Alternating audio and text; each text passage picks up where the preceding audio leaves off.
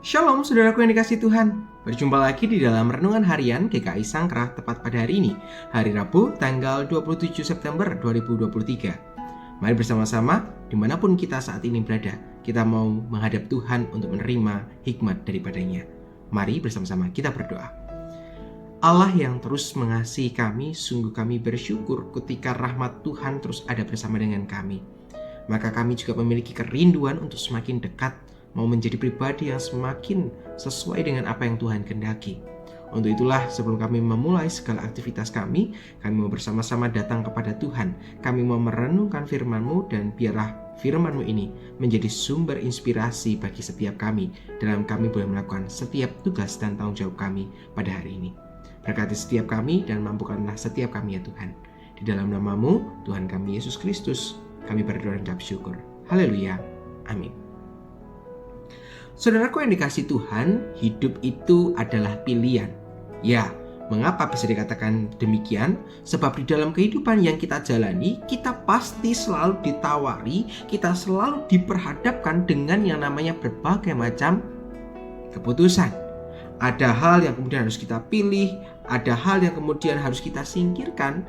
Namun terkadang kalau kita mencoba melihat lebih dalam, memutuskan segala sesuatu di dalam sebuah pilihan itu bukan perkara yang mudah.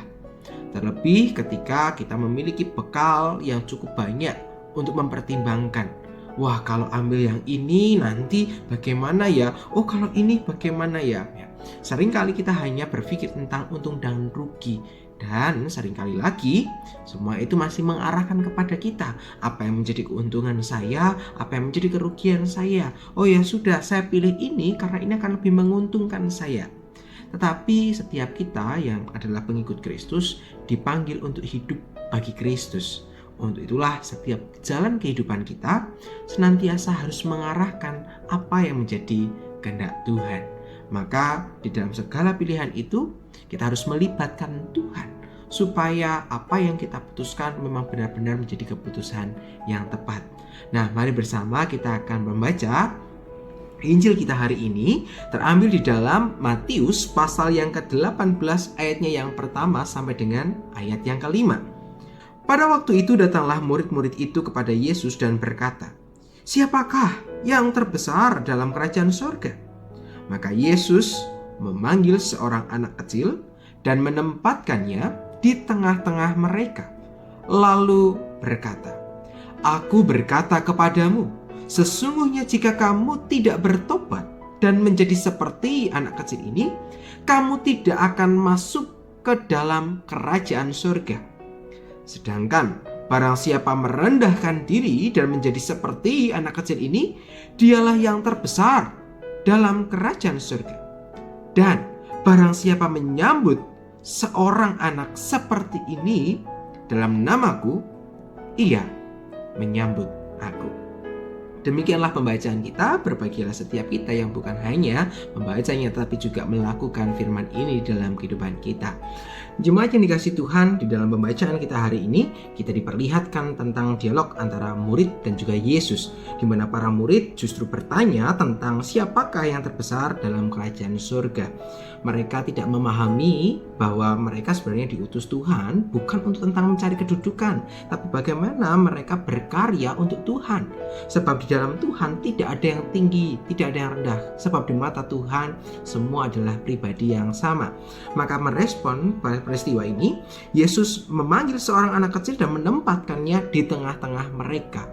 Ternyata Yesus hendak mengkontraskan sikap yang diberikan oleh para murid dengan sikap yang ada pada anak-anak kecil ini. Kalau kita mencoba melihat pada bagian ini, sebenarnya bagian Injil ini menjadi salah satu bagian di mana Yesus berpihak kepada mereka yang lemah. Dengan Yesus menghadirkan anak kecil dihadapkan dengan para murid, Yesus hendak mengatakan bahwa Yesus itu hadir bagi semua. Ia tidak memandang siapa yang lebih tinggi, tapi semua adalah pribadi yang sama. Demikian pula dengan anak-anak, dia menjadi pribadi yang juga layak, dia menjadi pribadi yang utuh, yang juga patut untuk dihargai. Maka Yesus memberikan kepada mereka sebuah teguran lewat menghadirkan sosok anak kecil ini di tengah-tengah persekutuan itu, di tengah dialog yang sedang mereka lakukan. Yesus mengatakan bahwa yang terbesar adalah mereka yang bersikap seperti anak kecil.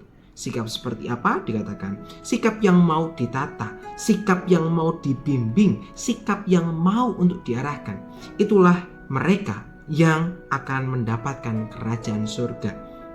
Maka berbincang seperti ini, Yesus hendak mengatakan bahwa mereka yang memiliki kerajaan surga adalah orang-orang yang sedia untuk mau bertobat, yang mau melembutkan hatinya, bukan orang yang tidak mau untuk diubahkan, yang hatinya keras ketika teguran itu diberikan.